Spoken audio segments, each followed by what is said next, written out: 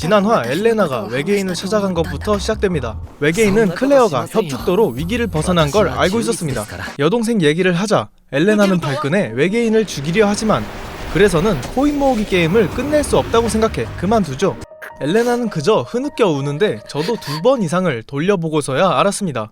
엘레나가 눈물을 흘리는 이유는 무의미한 싸움이 계속되어서 그런 게 아니라 지켜주고 싶은 클레어가 사람을 죽일 수밖에 없게 돼버린 현실에 안타까운 마음이 드는 거죠.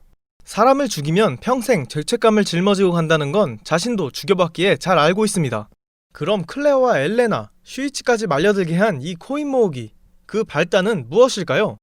그 이유가 애니의 후반부에 나오죠. 사실 자판기남은 코인을 찾을 생각이 없었습니다. 영원히 살 수 있기 때문에 삶에 의욕도 없고 귀찮기도 하다는 이유였죠. 자판기남이 생각을 바꾼 사람이 나오는데 바로 이 호노카라는 소녀입니다. 이 소녀는 혼자는 쓸쓸하다며 찾는 걸 제안하고 다른 사람들한테 소원을 들어주는 조건으로 도와달라고 하랍니다. 하지만 현실은 달랐죠. 인간들은 코인을 갈망하여 찾기에 집착하고 서로를 죽이고 다치게 하는 잔혹한 싸움만 일어날 뿐이었습니다. これが君の願った未来かい?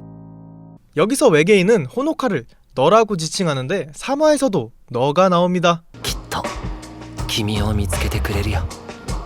외계인은 호노카를 찾고 있는 걸 알 수 있죠.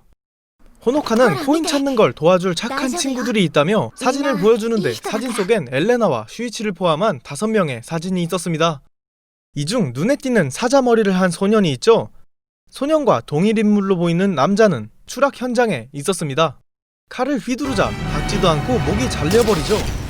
그의 뒤에서 칼을 휘두르는 건 전혀 다른 모습의 호노카였습니다. 독백은 항상 의미를 가지고 있죠.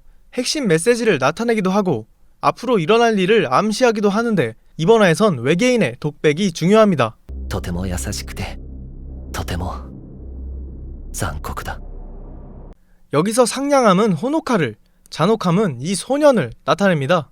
자신이 저지른 죄의 이야기를 누구도 방해하게 두지 않겠다는 이 소년은 결말은 이미 정해져 있다고 하네요. 호노카는 어떤 소원을 빌었는지 이번 화에 나오지 않았지만 이 사진 속 인물들과 큰 연관이 있을 것으로 예상됩니다. 사진 속 인물들은 친구라고 하죠. 엘레나가 처음 외계인을 만난 건 6개월 전이니 이 사진은 최소 6개월 이전 슈이치가 기억을 잃지 않았을 때네요. 카스가는 슈이치가 친구들과 친하게 지내는 모습이 부러웠다고 하는 묘사가 있었고 이번 화에서도 야마다 학원의 학생이 자기 혼자라는 말에 절대 그럴 리 없다고 하죠. 8화에서 나온 슈이치의 잃어버린 야마다 학원의 기억을 살펴보겠습니다. 학생들이 웃음소리를 내며 다가오죠. 문 밖에 있는 실루엣은 4명으로 보입니다. 이 사진 속 인물들과 호노카는 야마다 학원의 학생들이며 슈이치가 기억을 잃기 전 같이 어울렸던 친구들이라는 것을 알 수 있습니다. 6명 중 슈이치를 빼면 5명인데 실루엣도 5명이어야 하지 않냐라고 생각하실 수 있는데 5명 중 엘레나를 뺀 4명이 야마다 학원 학생이라면 말이 됩니다. 그간 떡밥으로 엘레나는 슈이치랑 사랑했던 사이임을 알 수 있었죠. 슈이치랑 이 4명이 친구 사이였고 그 사이에 슈이치의 연인인 엘레나도 껴서 친구가 되었다 하면 접점이 생깁니다. 호노카가 친구들에게 코인의 존재를 알려주었고 거기서 벌어진 어떠한 일련의 사건으로 현재 엘레나와 슈이치, 이 소년이 저지른 죄와 슬퍼 보이는 호노카의 표정을 만들어냈다고 할 수 있겠죠. 모든 일의 발단은 호노카가 코인을 처음 주어 외계인을 만나고부터 일어난 일이었습니다. 다시 초반부로 돌아와서 불길이 줄어듦을 확인한 클레어 일행. 슈이치는 몇 명이 죽었을지 전혀 실감이 되지 않습니다. 히카와를 처음 죽이고 난 태도랑 많이 다른 모습이죠. 슈이치는 자신이 무슨 생각으로 인형옷의 힘을 고른 건지 물으러 외계인에게 갑니다. 외계인은 얼버무리며 답을 해주지 않자 슈이치는 코인 100개를 모아 이 잔혹한 게임을 끝내주겠다고 합니다. 그러자 외계인은 슈이치가 착각을 하고 있는 게 하나 있다고 합니다. 여기서 말하는 우리들 속엔 코인 모으기를 처음 제시한 호노카가 있죠. 뒤를 밟은 검사에게 아부카와가 죽었다는 소식을 듣고 클레어를 노리는 검사를 살려보낼 수 없다고 생각하여 자신의 손을 더럽힙니다. 여기서 대사를 하는데 이야기, 주역, 마지막 이 3가지 키워드를 기억해주시면 됩니다. 비슷한 말은 이전에도 있었죠. 이야기, 주역이 중요하다는 복선이었습니다. 이번 화에서는 2번이 나옵니다. 한 번은 방금 총을 쏘기 전, 한 번은 후반 부분 소년의 대사입니다. これは僕の物語だ。僕が犯した罪のラストは決まっている。